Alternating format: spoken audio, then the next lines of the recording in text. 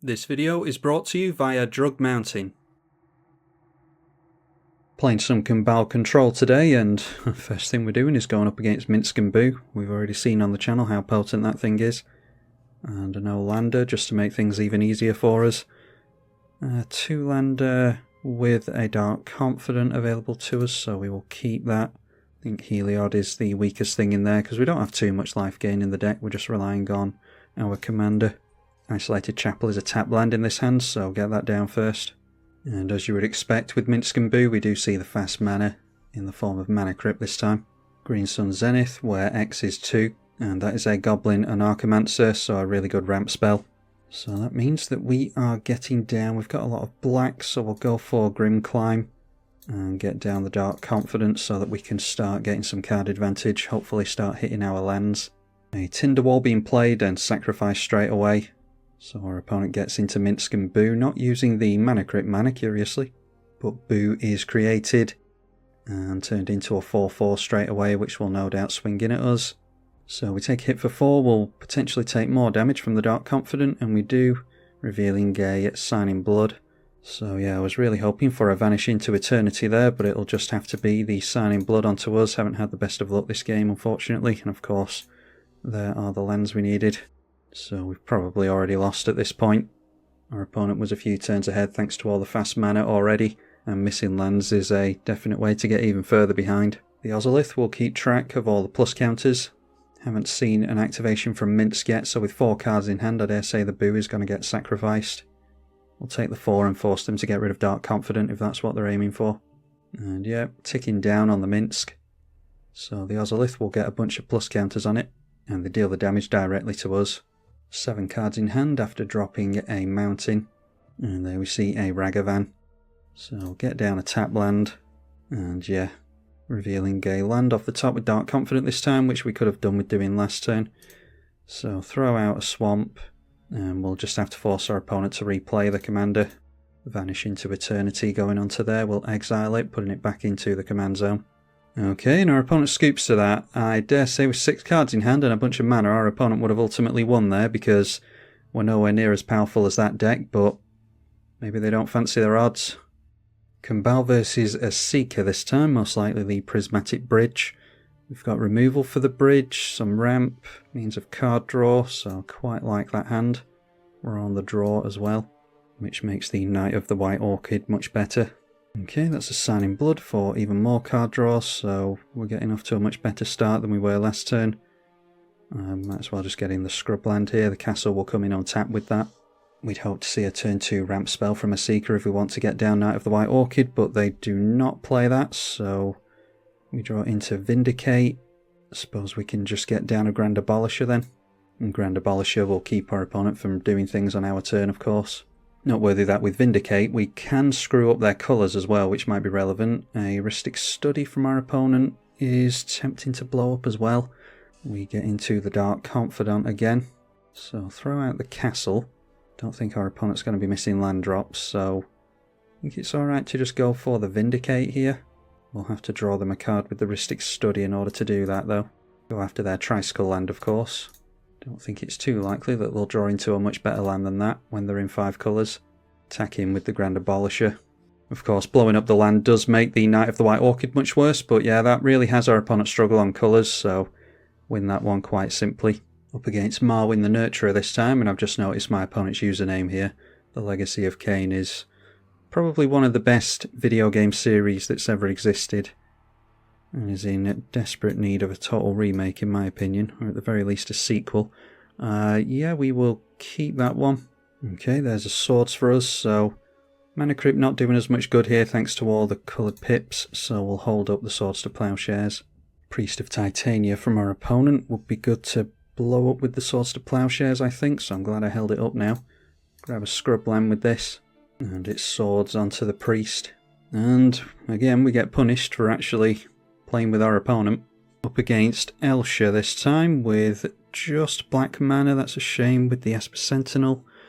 Should be good against a Jeskai deck, but we'll have to mulligan if we're stuck on colours.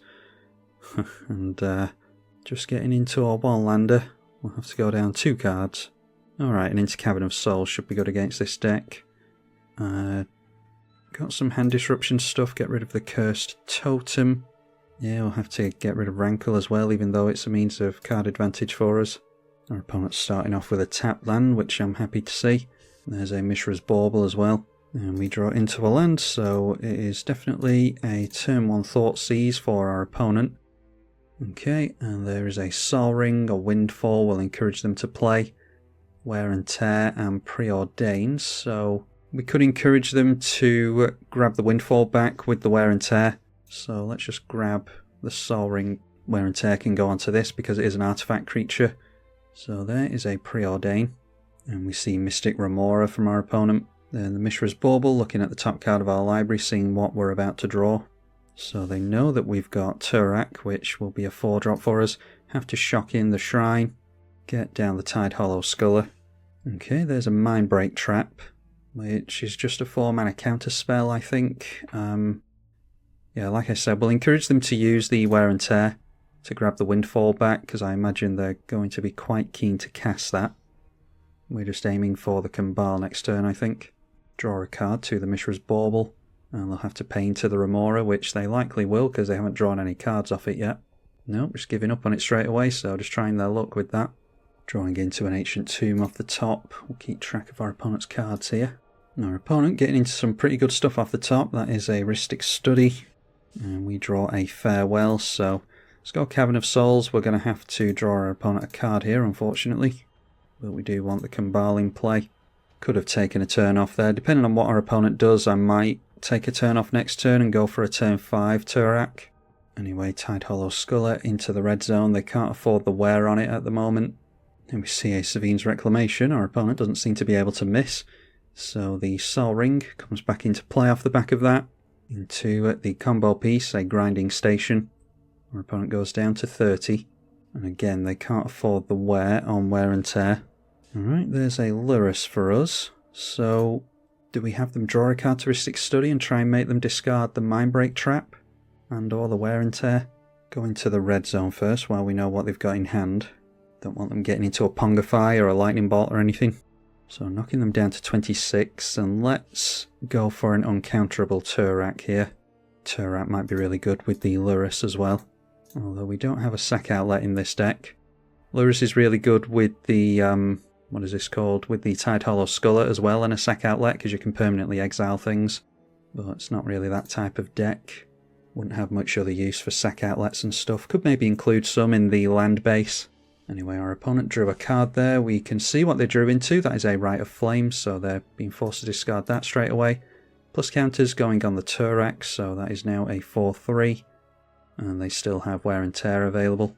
So now we see the wear onto the Turak, so probably play out the Lurrus next turn and pay into the Rhystic Study tax. They do get drained for 2 by Kambal. This assumes that they don't go for the Windfall now. Yep, they just go for it now, so discarding 1 card to draw 2. We'll obviously discard our 2 cards as well, but that does buff the Turak. They drew into a land, so back down to 1 card. We got an Oubliette as well. There is a Dismember, so we can be paying the tax on both of our spells here. Esper Sentinel can be unblockable or uncounterable. Pay into the Rhystic Study, and we'll continue to whack our opponent. So our opponent's in a pretty rough spot here. Pretty much in top deck mode as far as I can tell, and if Elsha comes out this turn we can go for the Dismember.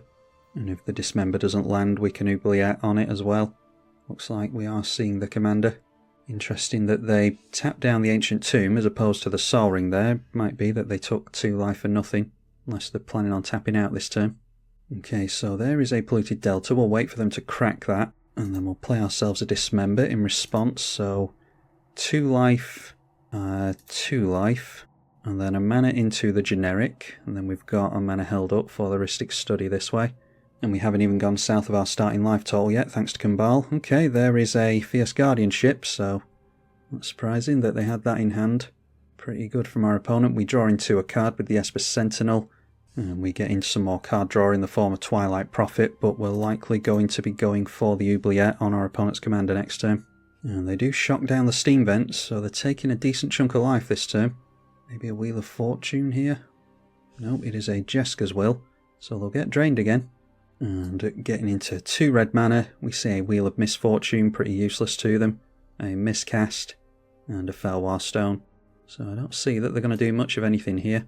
Pretty good considering we had to mulligan down to 5, I think it was.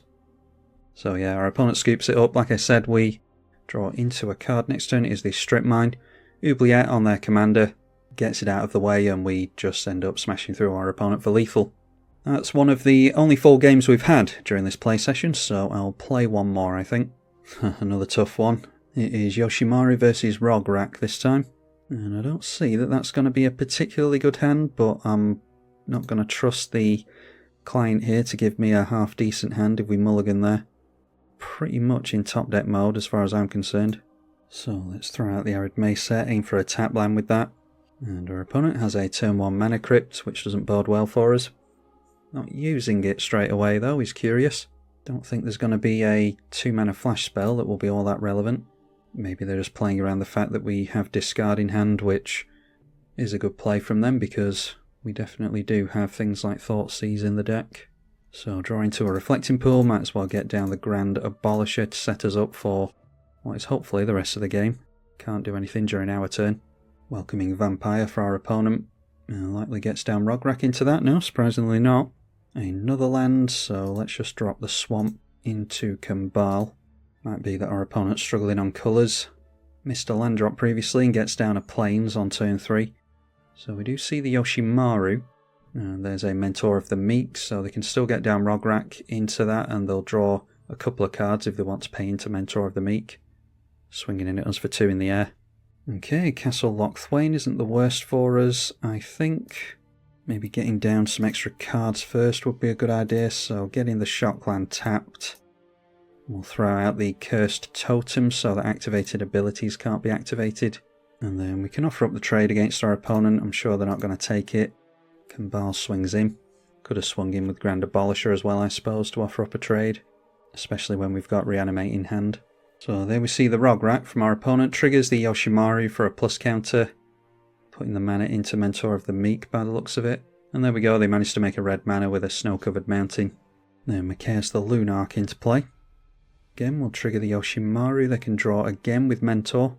And do decide to do that. Not worthy that they tap their red mana. So it could be holding up a Swords or Idyllic Tutor or something like that. Enlightened Tutor even. No need though, they've got a Skull Clamp. Don't typically like to run out Skull Clamp until I can abuse it in the same turn. It's only 1 extra mana you have to pay to be able to surprise your opponent. We could have removal for that as far as they're concerned. 5 damage to us. Just another land for us, so going to... do we swing in with Grand Abolisher here and offer up a trade?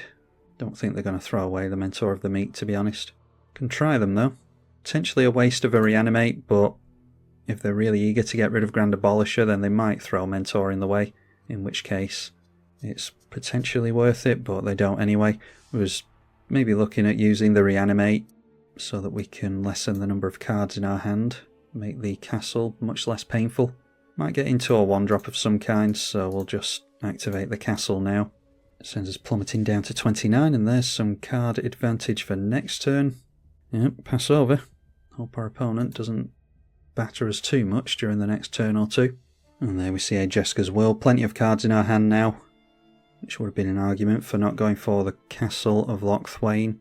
Obviously we didn't know they had that in hand.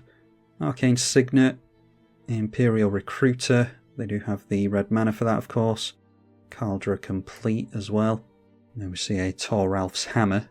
So they could go for this equipped and unequipped to Lightning Bolt the Kambal. I think they can get down the Arcane Signet first. And that looks like it's exactly what they're doing. Arcane Signet from exile thanks to the Jeska's Will. And then they managed to make a land as well. Didn't realise they haven't made a land, so a Ganjo. Further buffing the Yoshimaru. And it's Imperial Recruiter that they're going for, so not cycling away the Toralf's Hammer. Not this turn anyway. Imperial Recruiter goes for a Lizard Blades. That will give double strike to something. And they end at 7 cards in hand. Not sure if I think they put mana into Mentor of the Meek there. Then deciding to put the Skull Clamp onto the Yoshimaru, which is now a 6/4. And we've already taken 3 commander damage to that. So this is going to be another big hit unless we want to consider using the Reanimate next turn. Kind of hoping for a board wipe, so probably best to use it after that. Okay, there is a Lurrus. Not sure we'll make too much use of that this turn, or this game. I'm going to use the Castle Lochthwain again when we've got a Knight's Whisper in hand, so play that.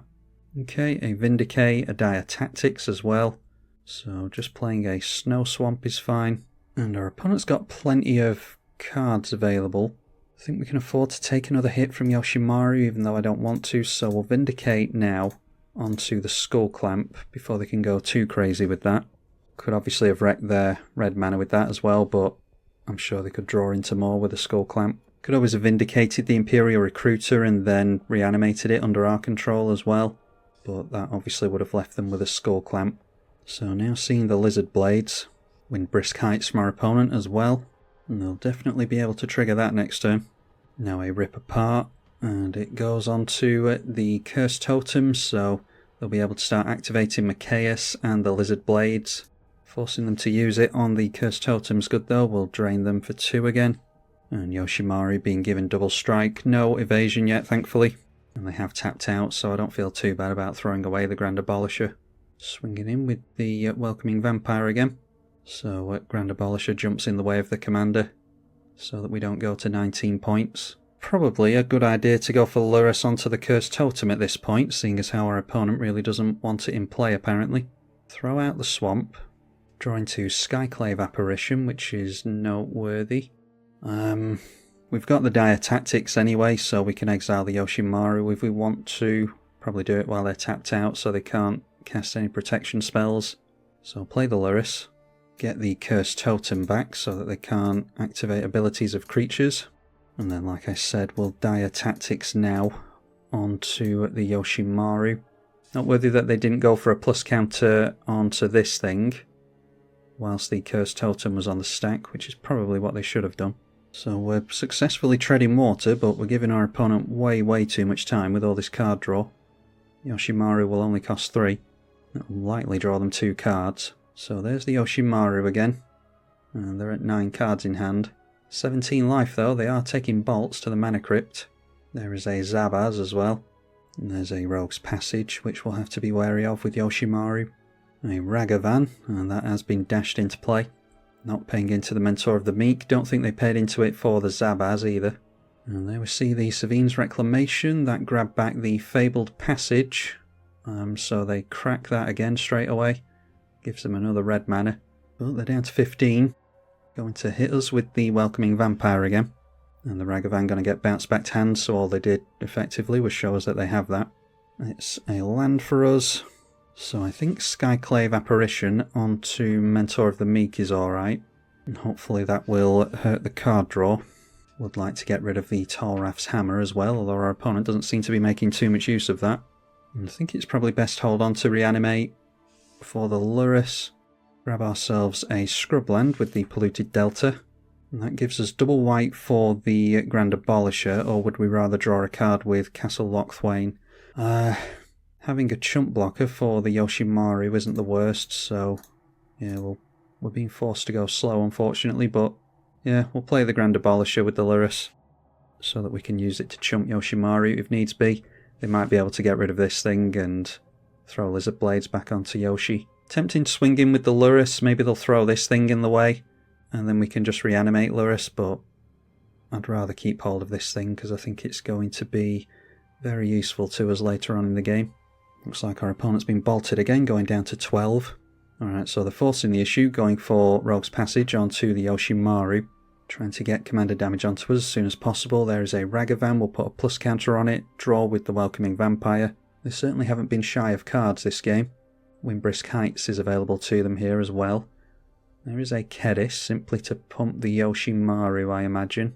So we might have a chance to throw away the Skyclave Apparition here and reanimate it next turn. But not looking to activate the Windbrisk Heights apparently, just wanting to land 5 commander on us. So we take that. Yeah, surprised they didn't throw more things into the red zone there. Maybe they don't have anything great under the Windbrisk Heights. Okay, there's a Demonic Tutor for us, so what do we get with a Demonic Tutor? I think a Massacre Worm would be quite nice, wouldn't it? That would finish off our opponent. So go for the Demonic Tutor straight away. Grab ourselves the Massacre Worm. And then we've, got exactly enough here. So throw that down straight away. All our opponent's weenies are going to get blown up here, apart from the Yoshimaru and the Welcoming Vampire. And our opponent sees what's about to happen here, about to take 2 damage per creature that gets blown up, so that is more than enough to finish our opponent off. Yeah, seemed to be treading water for a long time there. Obviously wasn't making the draws he needed, but we weren't doing much better either. Well, I'm sure this isn't going to be a particularly popular deck because it's an old commander at this point, and viewers of this channel tend to be more interested in commanders from newer sets that have been out for under 2 weeks or so. But hopefully those of you who decided to join me have enjoyed the deck today. Link is in the description as always if you want to give it a once over. I'm tribalkai. Thank you for watching.